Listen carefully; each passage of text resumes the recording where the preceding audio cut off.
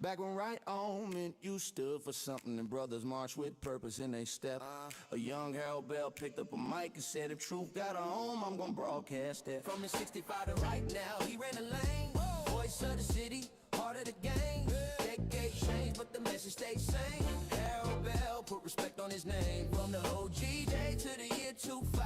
Truth on the mic, keep the legacy alive. From the OG days to the year 25. Truth on the mic, keep the legacy alive. Back in 65, the block still said dig it. PD Green on the airwaves, the realest to kick it. Harold slid through like Bet, took notes, stayed vivid. When the hood had pain, he said somebody got a bridge. In 71, he turned the knob beside sports on the map. No cap, first black host doing play-by-play facts. Radio crackling, community tap in. If a lie hit the streets, Harold Bell started scrapping. Say it loud, error. Folks fought to be seen. Harold fought for the ones overlooked in between. Players, kids, legends, the future unseen. He put the whole DMV on his team. Fighter right now, he ran a lane. Voice of the city, part of the game. Decade changed, but the message stays same. Harold Bell put respect on his name. From the OG days to the year 25. Truth on the mic, keep the legacy alive. From the OG days to the year 25. Truth on the mic, keep the legacy alive. Yeah, fast forward. 80s crack the pavement, DMV slang, shit for vibe in the basement, go-go drums knocking what's good, round the way, hell still holding down the youth every day. When talk shows turn spooky, he stayed solid, didn't chase clicks, didn't fold for a dollar. He had Jim Brown pull up, Ollie on the line, sports radio, man, he redefined. By the 90s, folks, your facts before it was a trend. Harold been fact checking them way back then. Gatekeepers hated him, he ain't been. Told Earl Lloyd's story to the hall, let him in. Keep it 100, he kept it 1,000. Long before social media started wildin'. When most shows played it safe about race. Harold Bill Hanson in Dallas. I lost your phone number when you called the other day, and I finally had to track through your notes, and I finally found this here.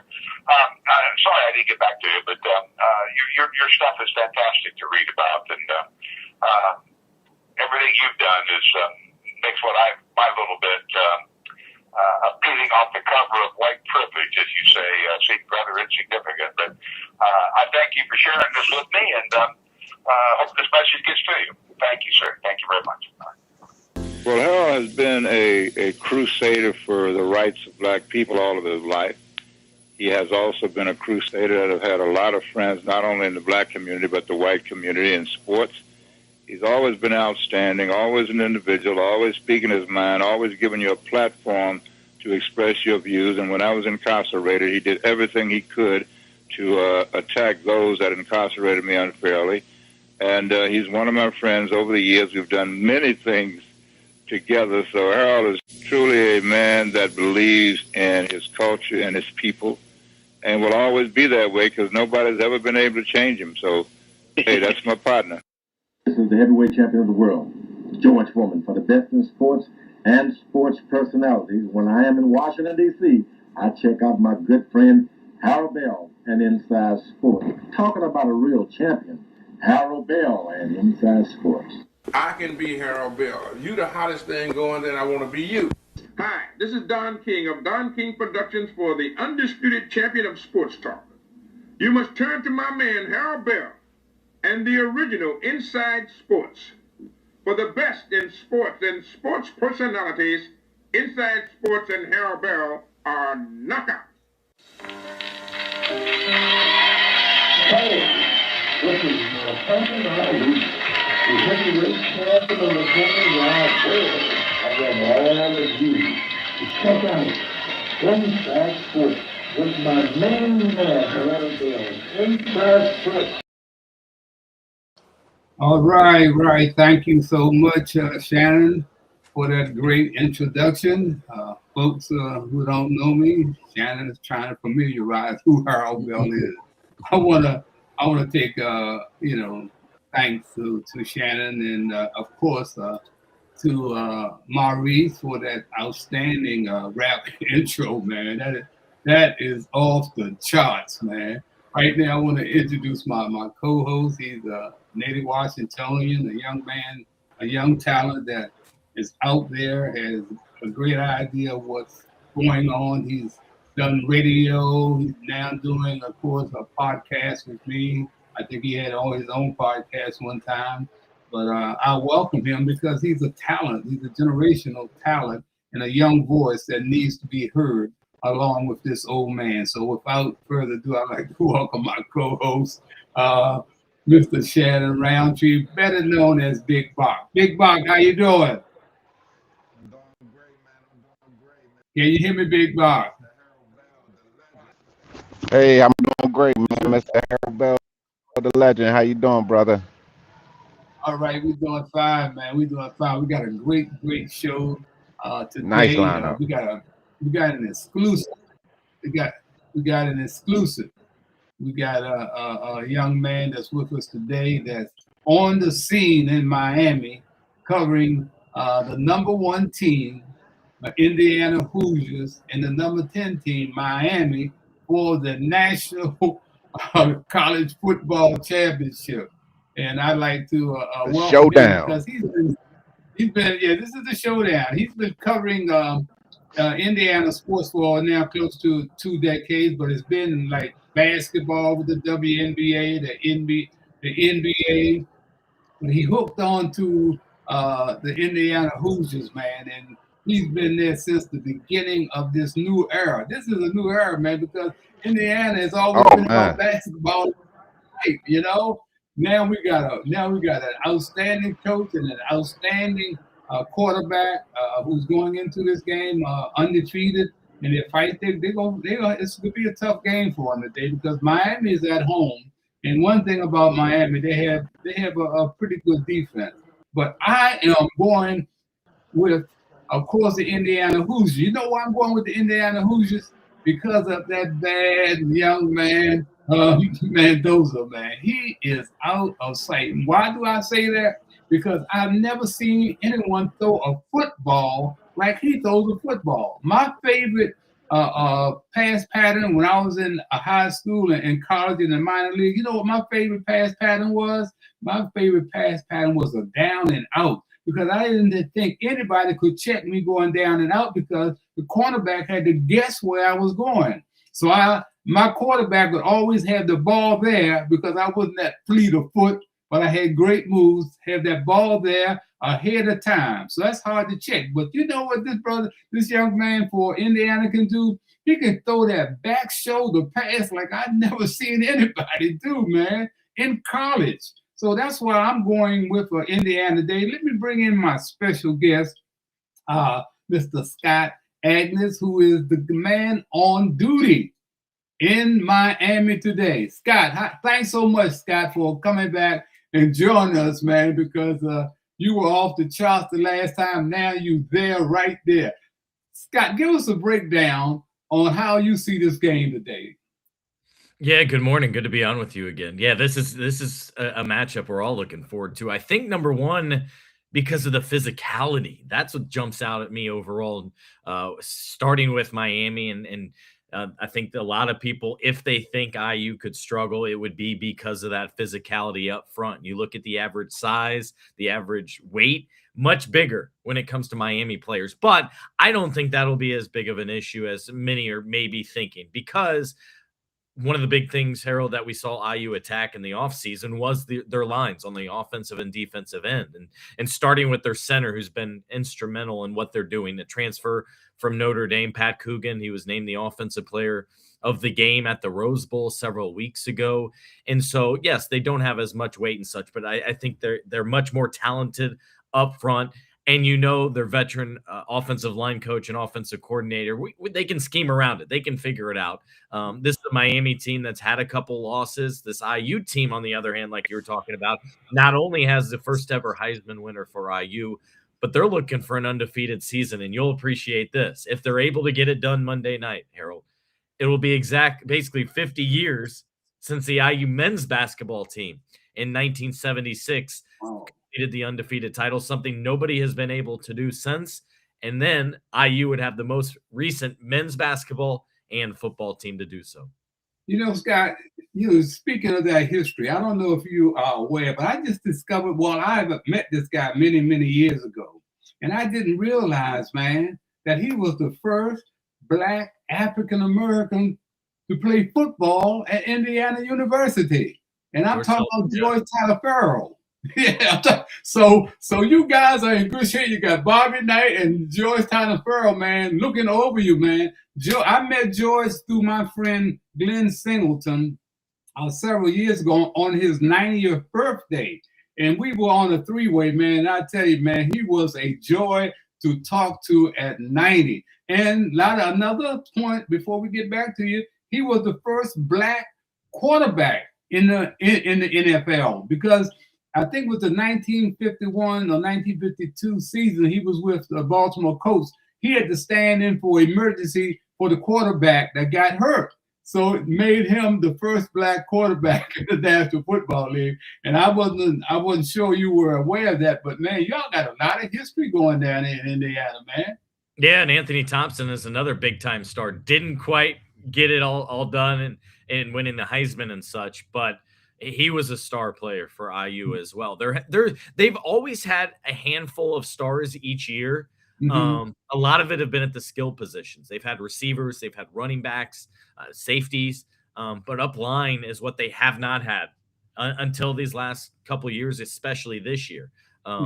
But yeah, it's going to be a good one, man. Coming up on Monday. Biggest concern, I think, for everyone is trying to get in and out of Hard Rock Stadium down there. Right. If fans don't know, it's not exactly right downtown. It's 10 miles away, and so everybody kind of staying downtown or on the beach. It's going to be hectic, I think, with shuttles, Uber rides, and all that kind of stuff. But we're all there for a great reason. Right. Scott, I want to introduce my roundtable that's joining us this morning. I want to introduce my main man from Rochester. He is the voice. He is the sheriff in town in Rochester, New York. He's been with iHeartRadio for 2 decades or better. And he's covered the Buffalo Bills in rain, sleet, snow, and mostly snow.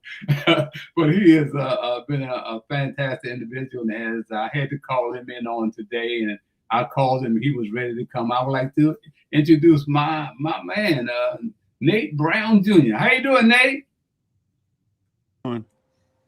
Seems like a lot of Indiana here. I got to break this up.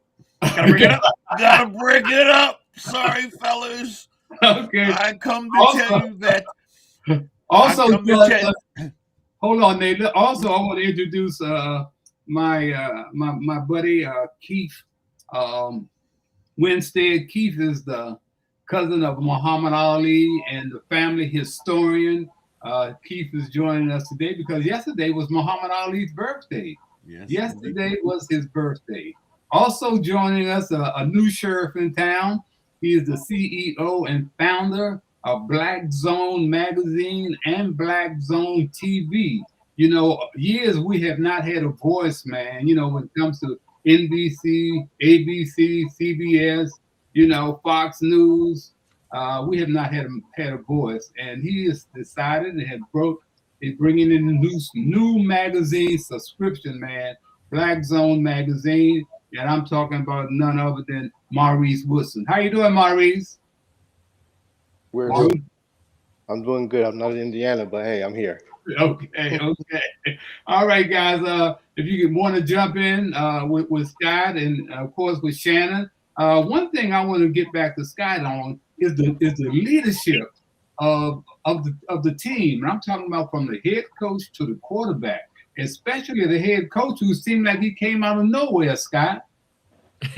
Yeah, well, all he did is win in previous stops. It makes you wonder, though, at like 62, 63 years old, why didn't somebody find him before? Because when you just look at his resume, he's had constant, players of the years at quarterback. He's won his conferences. He's won just relentlessly, but he was playing at smaller universities. And it's a great story, Harold, in the fact that he took a chance on himself. He had a nice job with Alabama under Nick Saban as wide receivers coach, but he knew he wanted more. He knew he wanted to be a head coach. So he left, I think went to Elon and then James Madison, 2 smaller programs, not, Big Five here, and had great success. And it took IU to find him. And he's just transformed what he's done there and done it on this map. And so I think that's why the stage has not been too big for him, because he's very process standard oriented. And so he brings that with him.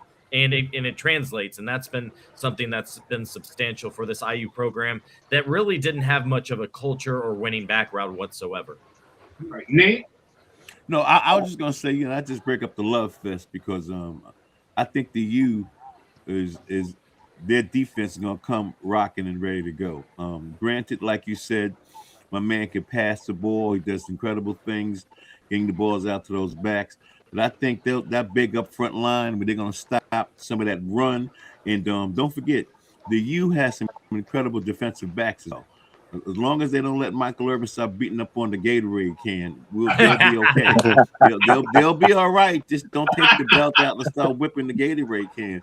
But I really do think this is going to be an excellent matchup. But it's in the backyard of Miami, and that's going to be tough to do. I think right there, that 12th man, so to speak, for those folks. And I know the U's coming.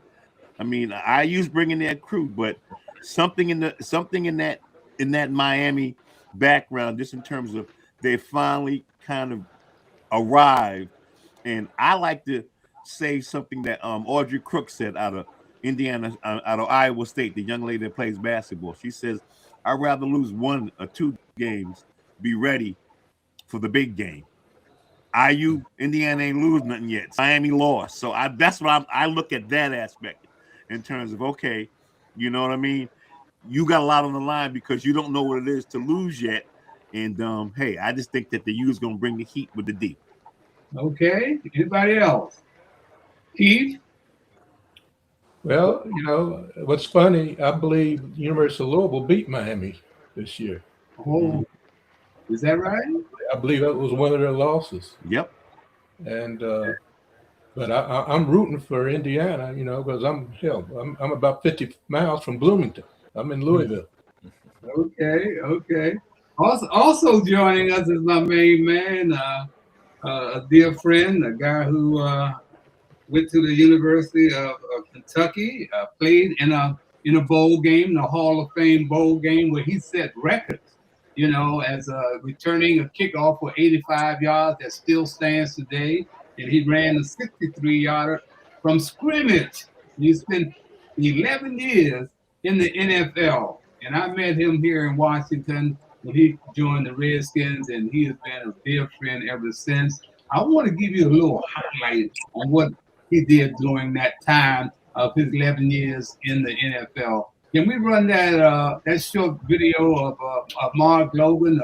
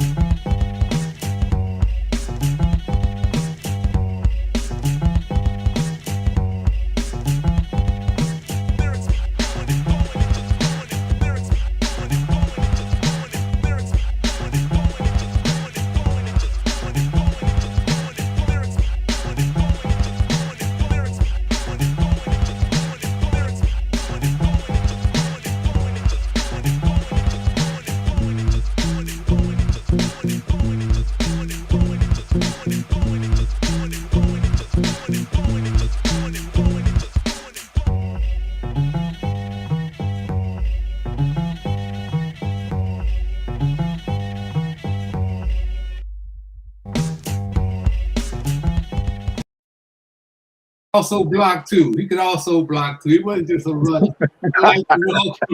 I'd like to welcome my man, Marc Logan, who has had that bowl experience. Marc, what do you think about this Miami and, of course, the Hoosiers who are going to be playing for the national championship? You've been there. Tell us what kind of feeling was that? And, of course, we've got Scott here who's covering it. Take over, Well, first of all, here I want to thank you for having me on your show, and you the GOAT. Everybody knows that. I think it's going to be a fantastic game. I really do. When I was in college, we played in Indiana, and man, we were scared of them for homecoming. At the time. But man, they've come a long way, bro. And not only are they winning, they're winning impressively. You think of the teams that they beat, from Ohio State to all the big teams. I mean, they just killed it. So what I like about Indiana is probably their discipline. Their team that's got a system, that's disciplined, and they stick to that system, and that's why they're winning. They've having success because of that. What I like about Miami, their defense, but like I think it was Nate. Yeah, I think Nate was talking about that 12th man. I played for the Dolphins, and Miami is a different atmosphere. It really is. It's a hard place to play, and they're gonna have a ton of fans, and that's the 12th man for them. And honestly, they might have more talent than Indiana, or it could be matched up as pretty good, but Indiana's just, man, they just balling out right now. I mean, I agree with the other guy that said that they haven't lost yet, which is something that you got to think about. They don't, but when you don't know how to lose, is you keep winning. I just think it's going to be a phenomenal game. Being that it's played in Miami, Miami's got a chance, and I think that's the reason they got a chance, because they got a home field advantage. Right. Maurice, come on in here. I know you got a question of what's going on. I'm like that. I haven't really been following it too much. I've been kind of busy, but what I do know is that it's going to be an exciting game. Indiana's been doing things that I never thought they'd do, and they've come from a place where, I mean, it's kind of shocking to tell the truth, to see that they're just winning and winning, winning and winning. And I truly believe that even though they're playing in Miami, they're going to take them. Yeah. Well, Scott doesn't have a whole lot of time to be with us, but I want him to kind of sum things up here. And like I say, I'm so impressed and thankful that we were able to pull him away for a few minutes today. And Scott, you greatly appreciated, man. And of course, man, you are in the catbird seat. That's what I said. You're in the catbird seat, man. So we wish you guys great success on the upcoming game for the national championship, man. It doesn't get any bigger than where we are today, man. That's right. No, not at all. I want to add one thing because of the home field people have talked about. I'm unsure how much a difference that'll mean in this situation. And what I mean by that is I think it was significant for this week, although some could argue it's a little bit to their detriment. With more free time means more tickets you can give away, or more people reaching out, trying to get things from you. But Miami's going to be on the opposite sideline. I wonder if they're even going to have their home locker room. And I know IU fans are going to travel very well. So I am curious to see what kind of advantage it will be, or maybe I'm sure it will be some, but not nearly what a normal home game brings for them because of all those different elements. And then on the other side, the other thing to keep in mind, as good as Miami's defense is, their offense, I think that's an area where IU's defense can really take advantage. We talk so much about IU's offense because of their weapons, because of their options at tailback, their receiving core and such, but their defense, how they get after you. Carson Beck has not really impressed me nearly as much as I thought he might. And so I think that's an area where if IU has success, they can take advantage, just like they did with Oregon on the first play of the game. Mm-hmm. Well, hey, man, thank you so much for that input, man. And giving us more insight on this great Indiana team. And wishing you guys the best of luck. You don't have to go anywhere. We will understand if you just disappear because Marc does it all the time. Very good. Thanks so much for having me on and join the discussion. Take it easy, man, Scott. Take care, man. Take care now. All right. Let's keep it going, man. I want to say one thing too, because about Georgetown Farrell. You know, I spoke to this guy years ago before he died, and because of my friend Glenn Singleton, and I just want to. Glenn just recently passed a week or so ago, man. And Glenn and Keith have been instrumental, man, in supporting me coming to Washington, D.C. to help me with my Muhammad Ali project. As you guys might not know, but Muhammad Ali called Glenn his best fan, called Glenn Singleton. Glenn Singleton is my best fan. And so Glenn and I hooked up, and we don't know how we came together. Glenn said it was probably God, but I am going to miss Glenn awfully bad, man, because he was always there. And his homegoing service, memorial service, was yesterday on Muhammad Ali's birthday. And he and Keith have been inseparable, and Keith's back has been kind of bad, so he wasn't able to get to New Orleans. But Keith, give us a little background. Muhammad Ali stamp, and now Glenn has passed. And what did Muhammad Ali mean to Glenn, and what did Glenn mean to Muhammad Ali? Muhammad Ali and Glenn were good friends, like you said. He called Glenn his number one fan. And when Glenn Singleton was, he saw him in the Olympics, on TV. And when Muhammad came to Miami, he went from Alma, Louisiana to New Orleans and met him. And they've been in contact ever since. They've been friends. And, Glenn knows everybody. He introduced me to you.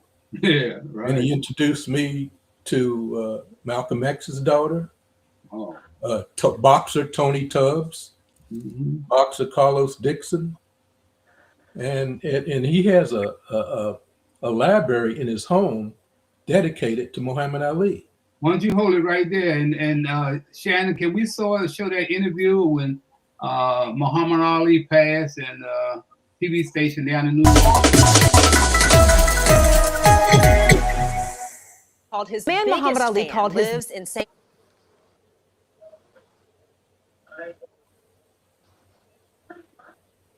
St. Charles Parish. Glenn Singleton has traveled the country making memories champ, and now he is sharing that legacy with us.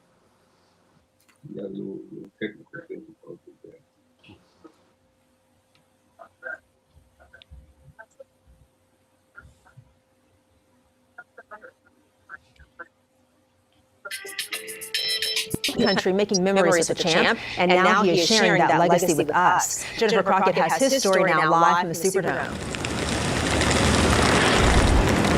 That's right, Adriana. Well, Singleton was here at the Superdome for the Ali Spinks fight in 1978, and ever since then, he's built a tribute inside of the St. Charles Parish home that's unlike any in the world. But that's not the story tonight. His relationship with the prize fighter is one to remember. Love and peace should be Muhammad Ali's legacy, because that's what Muhammad Ali was about. Glenn Singleton remembers being mesmerized by the man in the ring. When most kids' heroes was Batman and Superman, mine was Cassius Clay. A love sparked by his dad and older brother James grew as Singleton did. I would hitchhike to New Orleans, get to the door, wait for Ali to come out just to get a handshake and a wink. In 1978, Ali came to the city to train for a rematch with Leon Spanks, and Singleton was there. He talked his way past security right into his idol's arms. He grabbed me around the neck and he started playful taps with me on the head.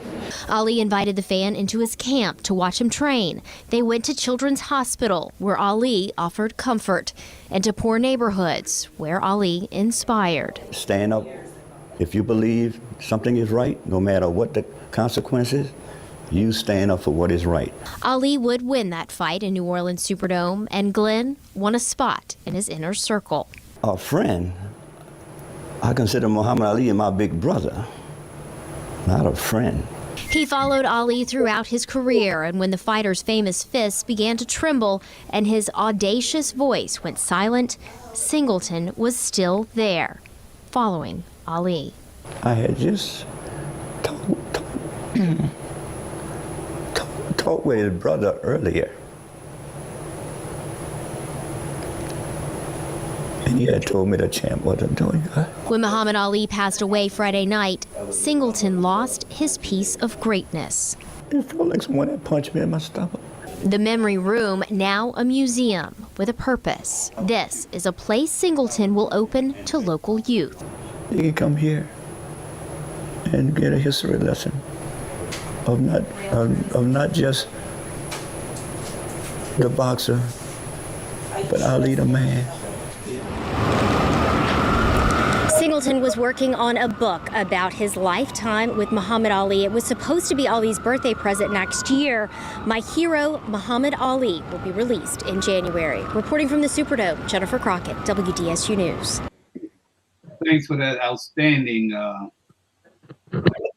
presentation and tribute to Muhammad Ali by my friend and Glenn Singleton. You know, he was a terrific, like Muhammad Ali, man, one of a kind, man, when it comes to being a real human being. You know, growing up in Kentucky and Louisville, tell me, Marc, what impression did Muhammad Ali have on you? What was the thing about that you liked about Muhammad Ali most, Marc? You know, if he had met me, he would thought he would have another #1 fan. Man, when he, if there was a fight that he lost, man, I would just cry like a baby. I mean, that's the effect he had on me. I grew up wanting to box. My dad used to box, and I grew up wanting to box as well because of Muhammad Ali. Of course, in Lexington, there was really nowhere to train, and that's probably the only reason that I didn't go into boxing. But the impact that he had, not on just Kentucky, but just everywhere. You know, there's no honor at home, as the Bible says, and you know, we didn't know what we had in Muhammad Ali, and I don't feel like they still do. You know, the guy meant everything to everybody, from social justice to all the things that he went through as a man. You know, with the racism and everything that was going on at that time, man, he stood for everything. He stood 10 toes down without bending. You know, he didn't adjust to anything. You know, as much as they tried to intimidate him, they couldn't control him because he was his own man. But I don't think Kentucky actually knew what we had in Muhammad Ali. We have a beautiful museum in Louisville, which still doesn't display enough to me, you know. But man, he was just a great man. Shannon, why don't you come on in here, Shannon, tell about, as a young man, you know, what impression did Muhammad Ali have on you, even though you were not back there, like myself or Keith or of course Marc? How do you feel about absolutely the legacy that he left here? Man, oh man, I'm just so grateful to, you know, have gotten to see the influence that, you know, he put on a lot of black men before my time, like my father. My family, you know, family of athletes as well, so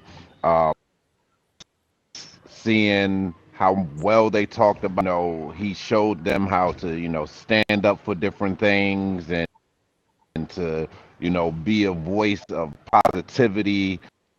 And the words that he spoke this time had the opportunity to resonate with me because it was passed through my family because they were able to see him live in action. So to have that, to see everything that he done and reference tapes and things like that, just shows, not only was he playful and fun, but he was serious and he cared about his community. So that lived through me.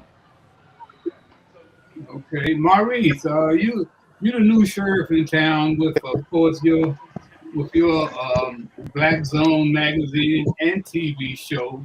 Let's run a clip of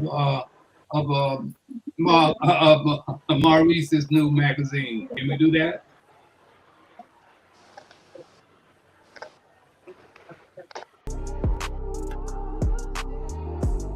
They want to erase us. If there was ever a time to elevate our voices, share our stories, build our communities, embrace our creativity and ingenuity, as well as create safe spaces controlled and owned by us, it's now. Welcome to the Black Zone. Black Zone Social. Black Zone Television. Black Zone Magazine. For you. For me. For us.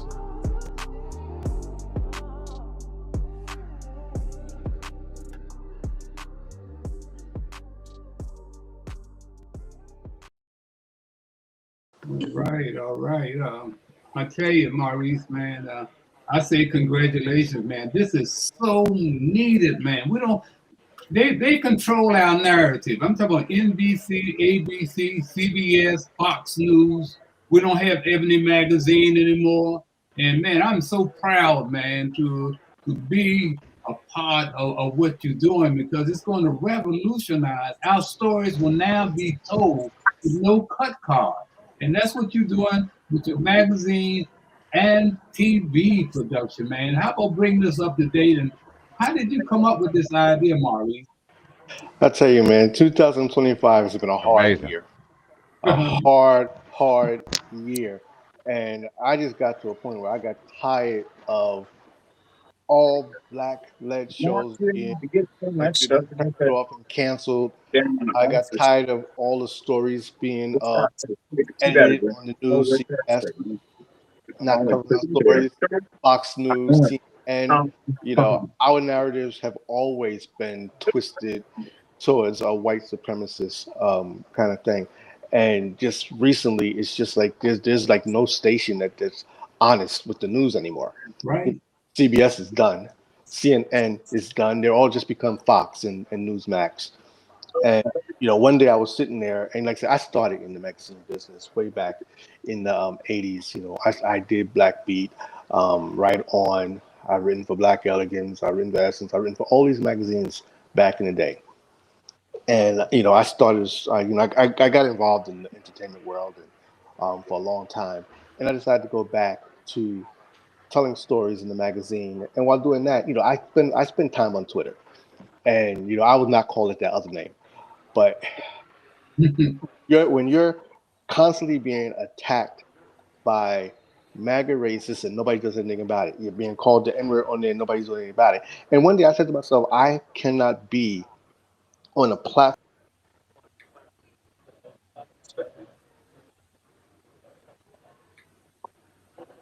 We had some technical problems there.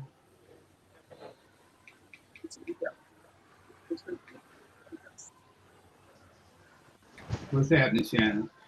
Hey, Maurice, are you with us?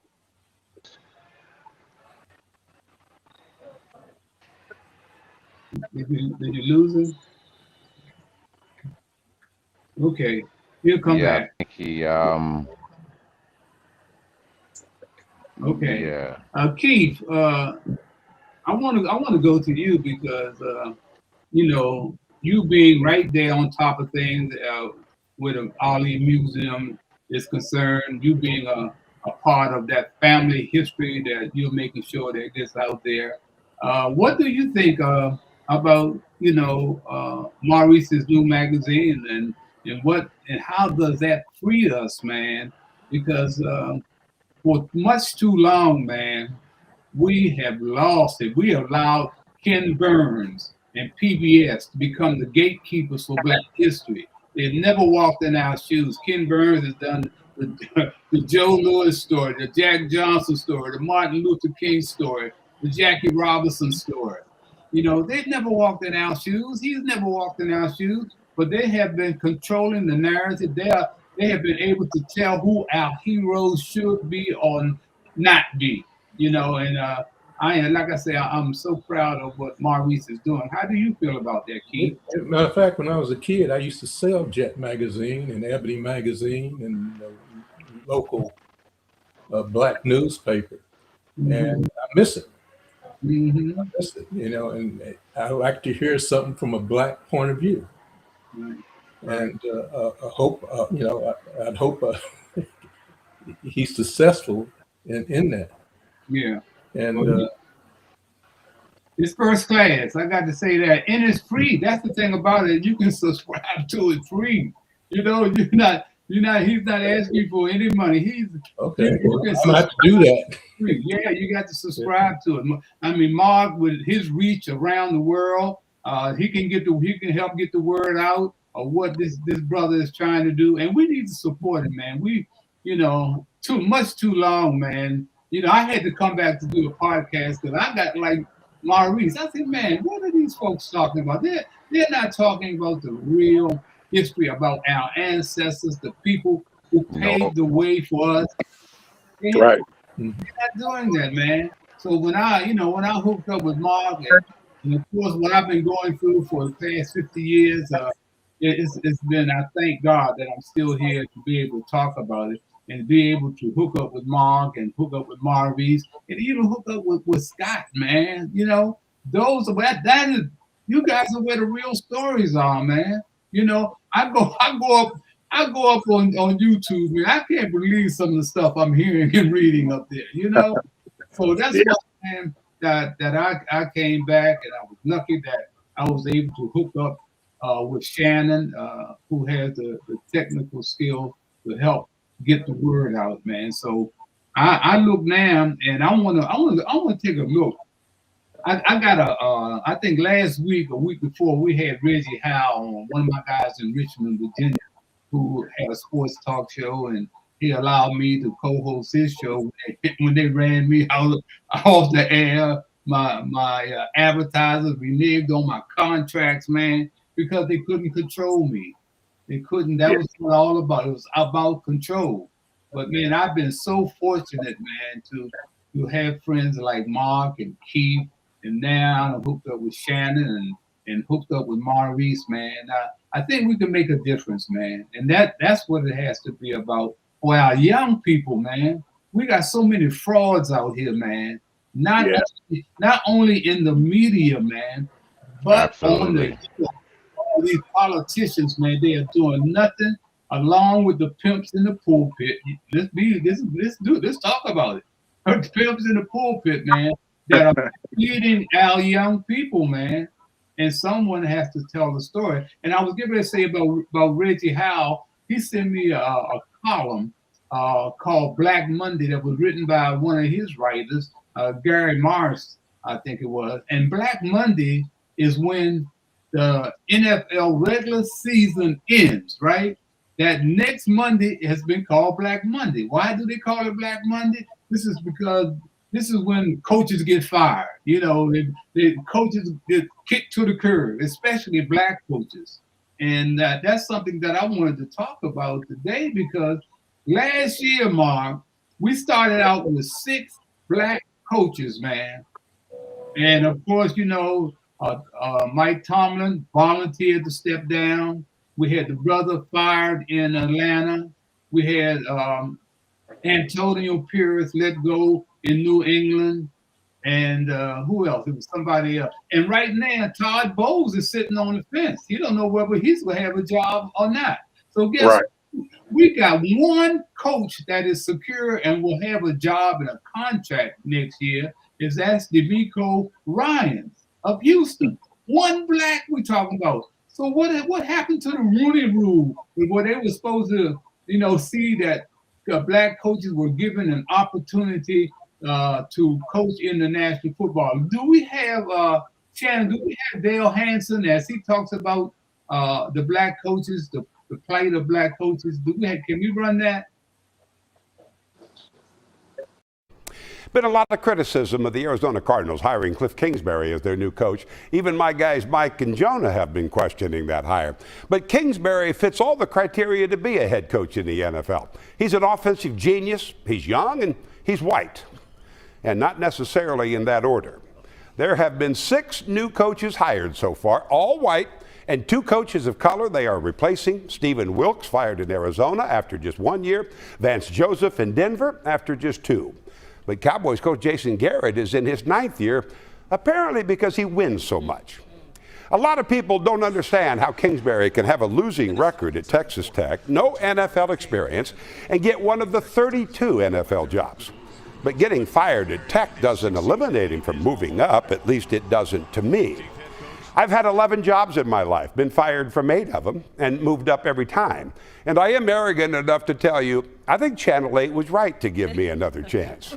But I am the product of white privilege in America, and I've never denied that I wasn't either. If they made a poster, my picture should be on it. Getting fired at one place and getting another chance isn't the problem. But young, talented coaches of color not getting the chance, that's a huge problem. The covert racism of the NFL ownership group was so bad, the NFL had to make a rule so that minority coaches could at least get an interview. Cowboys secondary coach Chris Richard has been interviewed, and there are reports saying he might get the Miami job. After what he's done with this Cowboys defense, how could he not? Unless it is true, what black parents have been telling their children for decades now, you have to be twice as good to go half as far. I dream of the day when those parents are wrong, because now they're not. Hey, man, I tell you. Spot on. Spot on. He is spot on, man. Marc, what you know from there about the Rooney Rule and the hiring of black coaches and the firing of black coaches? You know, he's spot on with everything he said. You know, the Rooney Rule, it really concentrates just on the interview process. It doesn't concentrate on the hiring process. So it's just compliance, you know, to come in and say that you're going to get an interview, but they have no intentions of hiring you. And I think that's where the Rooney Rule is non-effective. Anytime that you have a league that's 75% black and 25% white or Hispanic or Latino, it doesn't make sense that you know they consider us as just players and doesn't consider us as coaches. We can play the game, but we can't coach the game. It don't even make sense. I mean, I look at the times that I was playing with San Francisco, and my coach, my offensive coordinator was Shanahan, which is the father of the Shanahan that's the head coach there now.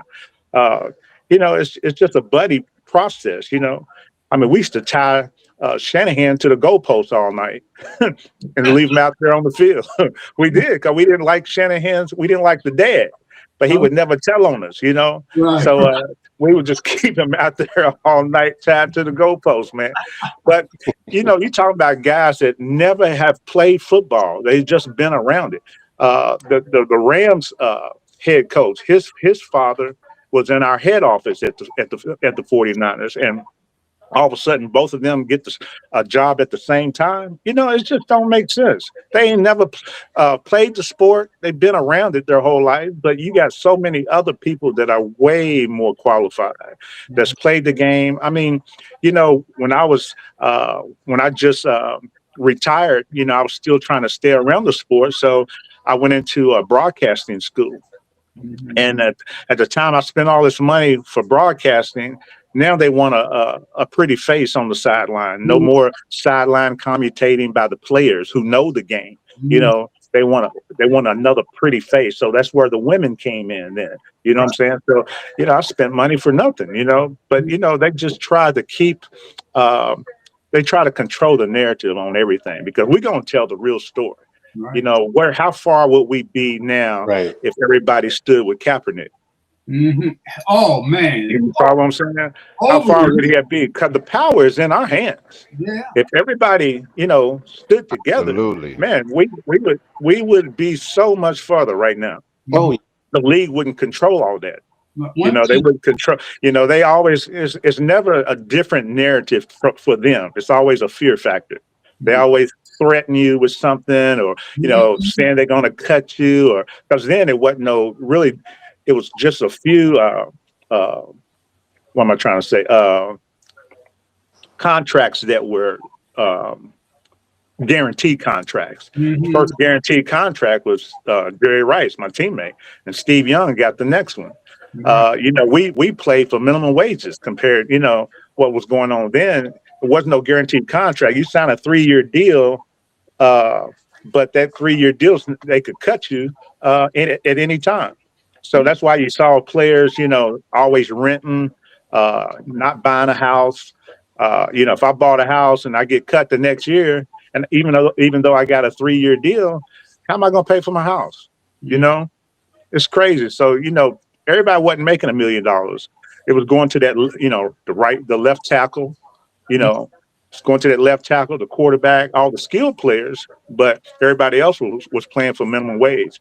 So this Rooney Rule, man, it takes one person to recognize that, and it probably was Rooney to make that rule.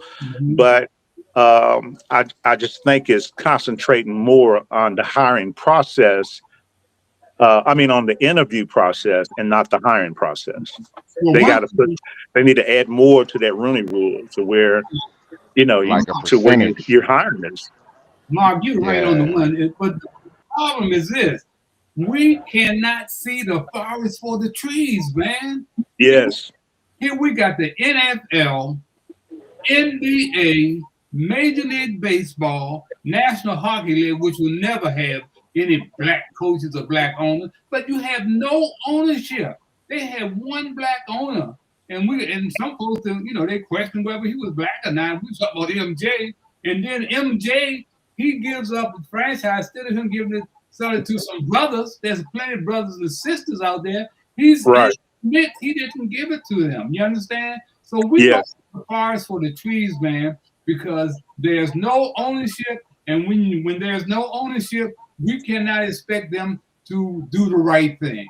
And they have done the right thing for 100 years, man. So I just say, man, that we got to keep stepping, and we got to understand, man, that we're running from behind. We've always run from behind. There's never been an even playing field. When I think about running from behind, I think about Terrence Crawford, who's the welterweight champion of the world. His daughter, she shows us what we can do. We can win from behind. Can we run that clip, Shannon, of the little girl? Dang, I want to knock her. She ran out her shoe. Go to Leia. Go Lele. Go Lele. Let's go Lele. Good job, Lele. Let's go Lele. Let's go Lele. Let's go Lele. Let's go Lele. Let's go to Leia. Come on, mama. Let's go to Leia. Let's go to Leia. Let's go to Leia. Let's go to Leia. She ran out her shoe and had it. Talk about an inspiration, man. We talk about being inspired, man. That's awesome. That's awesome. That is awesome, man. That's the norm. That's the norm for us. Running behind, man. Yeah. Running. The problem is we cannot give up. We cannot give up. That's why Maurice, I'm so glad that he's stuck in there and said, man, I got to do something about this. And here I am. I'm going on 88 years old. And they thought we have to change the narrative. Yeah, they thought I'd be gone by now. Yeah. And here I am. The last show I was on, the guy was saying after I had already decided to not do a podcast, and me and him had a run-in. And he said, well, ain't nobody listening to Harold Bell no more. Well, brother, I got news for you. Somebody's listening to Harold Bell. Yes, sir. Yes, sir. I thank all you guys, man. And when I think about, the challenges that we face, I see so much stuff. I be looking. There was a Shannon. Can we show this last piece of the little deer challenging the rhino? Yeah, Please, absolutely. show this. I want to say that, one of the things that people probably don't recognize as much from that video of Lele running is her form. And if we all can stick to our form, we can really accomplish some great things out here. If you've seen her That's strides, good. how her arms move, how her legs, and the way that she's doing that. So that came from training. That came from somebody teaching her, passing that information on that you guys have, that you guys experience, and allowing, the ones coming up to really grab hold of that and run with it. And we can definitely come from behind and accomplish some great things. So We got to that believe was in just something ourselves. to, really point out. We got to believe in ourselves, Shannon. That's number one. We got to believe in ourselves, man. And I think that's why I caught hell over the years. I believe in myself. When I was on the football field, basketball court, baseball field, I thought I was the best. Even though somebody might have proved me wrong, but I went out there thinking I was the best, man. And that's how we got to do, man. We got to think that we are the best when we go out there, man. We can't go out there, man, and say, well, I wonder if they're going to give me an opportunity. Take your opportunity. That's right. And I hope that God is in your corner like he's been in mine, man, and my wife for 57 years. I can't leave her out hanging here with me. It ain't been easy, buddy. Okay. We've always done more with less. Absolutely. We really have. You think of stuff like the Brown versus the Board of Education. It was never about us partnering with the other generation. You know what I'm saying? We just wanted equal opportunities. We wanted our books. We wanted a better school. We just wanted better, stuff that we can. They had the best schools and the best books and all that kind of stuff. It was about that, but they couldn't figure out how we was outperforming them. So that they were the ones that wanted to join, and segregate our schools. And then once they segregated our schools, they fired all the black teachers, But we've always been successful with less. That's I guess that's in our makeup to be better and always be better. Yeah. If there was ever a time to not wait for someone to give us space at the table, it's time now to build our own tables, build our own chairs, make our own meals, put it on the table, and feed us. Period. Yes. I agree. We have the power. That's a dope magazine you got, man. Thank you. Yeah, man. That's nice. Come on, Shannon. Let's do that piece. Caught on camera, fearless tiny deer challenging a rhino to a duel in the snow. Look at this. I could watch this all day. This is a video from a zoo in Poland. You see the moment that 28-pound deer decides the 1.7-ton rhino was no match for him. Neither were injured during this playful spar, which apparently was driven by the deer's heightened hormone. He said, "Get out of my space. I don't care." Look at that. That's not a lesson for the day. Exactly. Small but mighty. That's and right. Effective. That's right, man. That is our lesson for the day. Keith, you want to add something before we get out of here? Keith? Yeah, I just like to, Glenn Singleton, his funeral's today, and man, he was a real good friend. He was a real good friend. He introduced me to you and other people, and we always had a good time. And I couldn't make his funeral. So I sent some flowers and sent some money to help pay for his funeral. Because I just can't travel with my back. And you know him well. Yeah, man. He was one of the greatest persons I met. I met him at the Ali Center many years ago, and he would come to Louisville to the Ali Center 3 or 4 times a year, and we would go to Matter of fact, we went to see George Telefaro. We went to Bloomington, and he had me take a video of him out front of the statue of George Telefaro. We went to he introduced me to Malcolm X's daughter, and he had Haile Selassie's grandson come to the Ali Museum in his home. Wow. Yeah, Wow. He's going to Yeah, he was a different kind of brother, man. Different kind of brother, man. He's Yeah. gonna be, Mentioning Ali,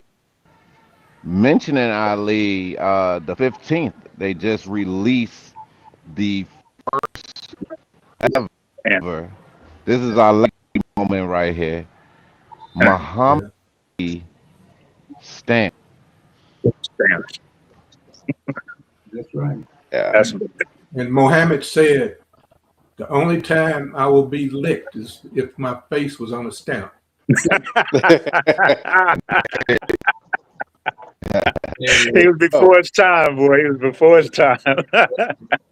You know, I can't even begin to say what this brother did for me. Folks don't even want to recognize that he gave me the only interview after he beat George Foreman. The media don't even recognize that, man. Here's 50-some years later, on his birthday, I got all this great original footage. Ken Burns don't have no original footage. His daughter does not have any original footage of him, of the George Foreman Rumble in the Jungle. I am the only one, man. But they ignore me. I say, well, you know, hey, man, it's his birthday. I called a couple of states. I said, y'all want to do something, story on me? They don't even get back to me. We're going to change that narrative. Yeah. Oh, yeah. Yeah, we're going to change that narrative. I'm no doubt. But speaking on, you know, Glenn Singleton, there's some people that have also, you know, made some transition. And I think you have a couple guys that you want to.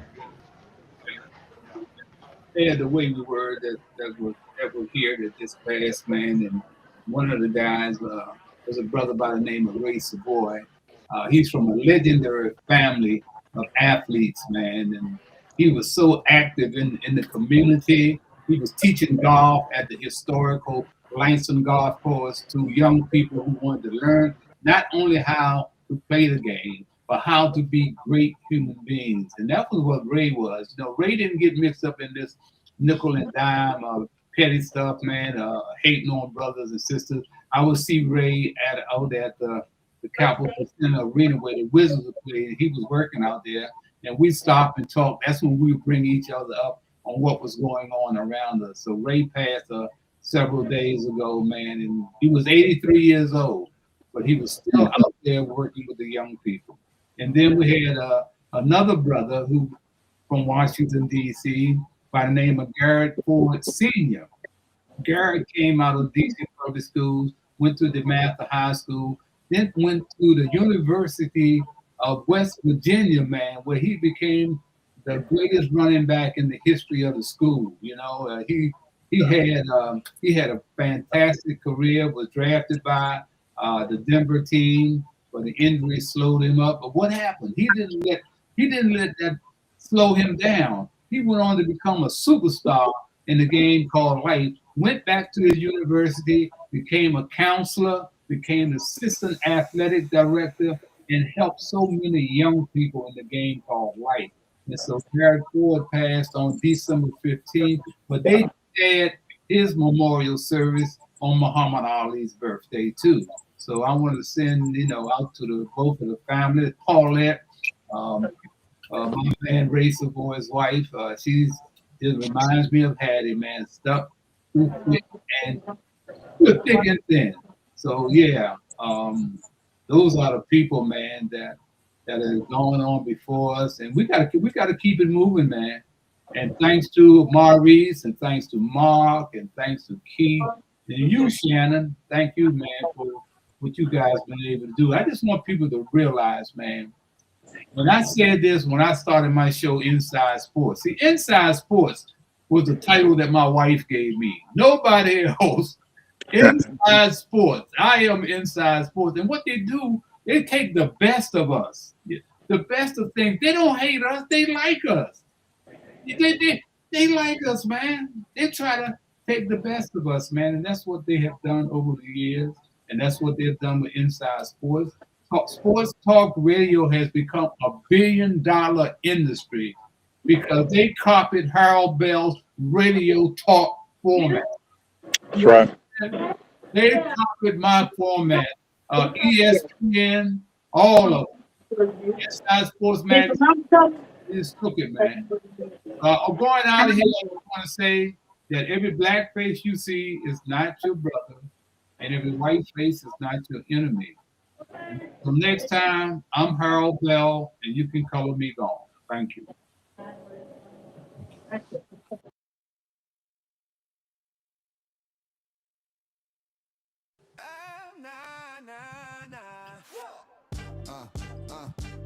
Back when right on meant you stood for something and brothers marched with purpose in they step. A young Harold Bell picked up a mic and said, if truth got a home, I'm gonna broadcast that. From the 65 to right now, he ran a lane. Voice of the city, part of the game.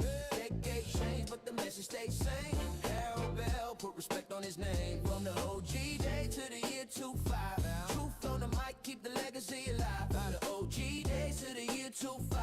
Truth on the mic, keep the legacy alive. Back in 65, the block still said dig it. Petey Green on the airwaves, the realest to kick it. Harold slid through like Bet, took no, stayed vivid. When the hood had pain, he said somebody got a bridge. In 71, he turned the knob inside sports on the map. No cap, first black host doing play-by-play facts. Radio crackling, community tap in. If a lie hit the streets, Harold Bell started scrapping. Say it loud, era. Folks fought to be seen. Harold fought for the ones overlooked in between. Players, kids, legends, the future unseen. He put the whole DMV on his team. Fighter right now, he ran a lane. Voice of the city, part of the game. Decade changed, but the message stays same. Harold Bell put respect on his name. From the OG days to the year 25. Truth on the mic, keep the legacy alive. From the OG days to the year 25. Truth on the mic, keep the legacy alive. Yeah, fast forward. 80s crack the pavement, DMV slang shit for vibe in the basement. Go-go drums knocking what's good. Round the way, hell still holding down the youth every day. Well, talk shows turn spooky, he stayed solid. Didn't chase clicks, didn't fold for $1. He had Jim Brown pull up, Ollie on the line. Sports radio, man, he redefined. By the 90s, folks, your facts before it was a trend. Harold been fact checking them way back then. Gatekeepers hated him, he ain't been. Told Earl Lloyd's story to the hall, let him in. Keep it 100, he kept it 1,000. Long before social media started wildin'. With most shows